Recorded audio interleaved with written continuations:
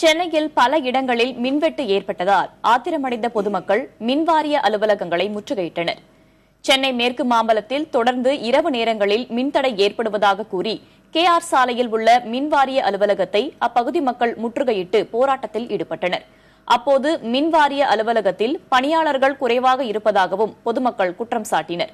இதேபோல MKP நகர், வியாசர்பாடி, சத்தியமூர்த்தி நகர், JJ நகர், உதயசூரியன் நகர், சூளைமேடு, கோதண்டராமன் கோவில் தெரு உள்ளிட்ட பல்வேறு பகுதியில் மின்தடை ஏற்பட்டது.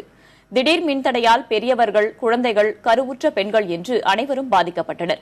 மின்தடை குறித்து அதிகாரிகளிடம் கேட்டதற்கு மின் நுகர்வின் அளவு அதிகரித்ததன் காரணமாகவே மின்தடை ஏற்படுவதாக கூறினார். 1 மணி 2 மணிக்கு தான் டெய்லி 10 நாளா போகுது. அத EB ஆபீஸ்ல கம்ப்ளைண்ட் பண்ணா எடுக்க மாட்டாங்க. பக்கத்துல நாங்க எங்கன்னா கேட்டா அங்க போயிருக்காங்க, இங்க போயிருக்காங்க, தேடி பூச்சி கூட்டு போய் போட வேண்டிய இருக்கு 10 நாளா. இதே பக்கத்துல உஸ்மான் ரோடு இருக்கு, அங்க போனீங்கன்னா சென்னை சில்ஸ், போர்த்திஸ், பெரிய பெரிய வர்த்தக நிலையத்துக்குலாம் பகல் ஃபுல்லா ஏசி ரோடு வரைக்கும் அடிக்குது. அந்த கடையில ஒரு நாள் போற கரண்ட ஒரு தெரு ஃபுல்லா போடலாம். 10 மணிக்கு எல்லாரும் ஏசி ஆன் பண்றீங்க. ஏசி ஆன் பண்றதுனால உங்களுக்கு ஓவர்லோட் ஆயிடுது. ஓவர்லோட் ஆனதுனால டிரான்ஸ்ஃபார்மர் வெடிக்குதுங்கிறாங்க.